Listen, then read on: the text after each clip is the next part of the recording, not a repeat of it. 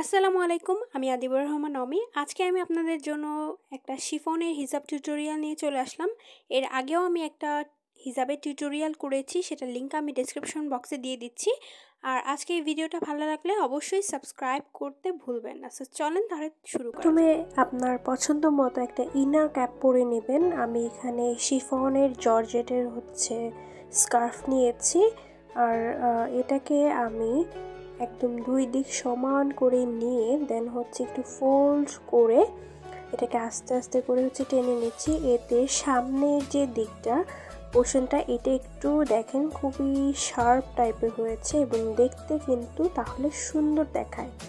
এবং ফুল হিজাবটা বাঁধার পর দেখবেন যে আমার যে ফেসটা একটু মোটা, তারপর একটু যে জ লাইন দেখা যায় সেগুলো কিন্তু আর ভিজিবল হবে না। ওকে, তো এরপরে আমি এই দিকটাতে পিন করে নিব যাতে আমার হিজাবটা সিকিউর হয় এবং একটু শক্ত থাকে এবং আমার মাথা থেকে যাতে খুলে পড়ে না যায়।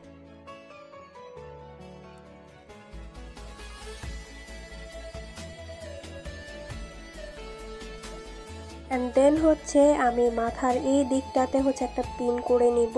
এইটাও করে নেওয়া একান্তই জরুরি, কারণ তাহলে আমাদের যে উপরের পোর্শনটা আছে এটা কিন্তু একটু শক্ত থাকবে এবং আমাদের যে সামনের দিকটা শার্প করেছি আমরা এই শার্পনেসটা কিন্তু থাকবে, না হলে কিন্তু একটু পরে এটা নষ্ট হয়ে যাওয়ার চান্স থাকে।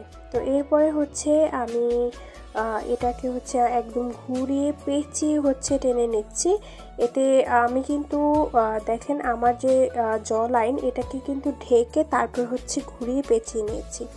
এতে আমার ফেসটা অল্প একটু দেখা যাবে এবং আমার যে জ লাইনটা ভারী এবং আমার যে ডাবল চিন আছে এগুলা কিন্তু এখন আর দেখা যাচ্ছে না এবং আমার ফেসটাতে কিন্তু কোনো যে মোটা ভাব থাকে সেটা কিন্তু কোনো দেখা যাচ্ছে না।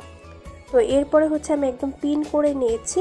আপনারা চাইলে এই পর্যায়ে এই অবস্থাতেও রাখতে পারেন, বাট আমি যেহেতু এটা ড্রেসের সাথে পরেছি, সো বোরকার সাথে পরলে সামনের দিকটা কভার করে নিতে পারেন। আমি যেহেতু ড্রেসের সাথে পরেছি, সো এই জন্য আমি সামনের দিকটা একটু টেনে নিব যাতে আমার ড্রেসটা ভালোভাবে দেখা যায় এবং ওড়না তো এর সাথে নিবই, ওড়নাটাকে আমি আলাদা করে সিকিউর করে নিব। সো এই দিকটা যেটা দেখতে পাচ্ছেন এটাকে আমি ভাঁজ করে দেন পিন করে নিব। চাইলে এটাকে পিনও করে নিতে পারেন, অথবা যদি আপনি বোরকার সাথে পরেন সামনের দিকটা কভার করতে চান তাহলে এই দিকটা দিয়ে কভার করতে পারেন। তো আমি এই দিকটা কভার করব না। সো এই টাইপের যে পিনগুলো আছে এগুলা দিয়ে আমি কালারিং এই পিনগুলো দিয়ে এটাকে সিকিউর করে নেব।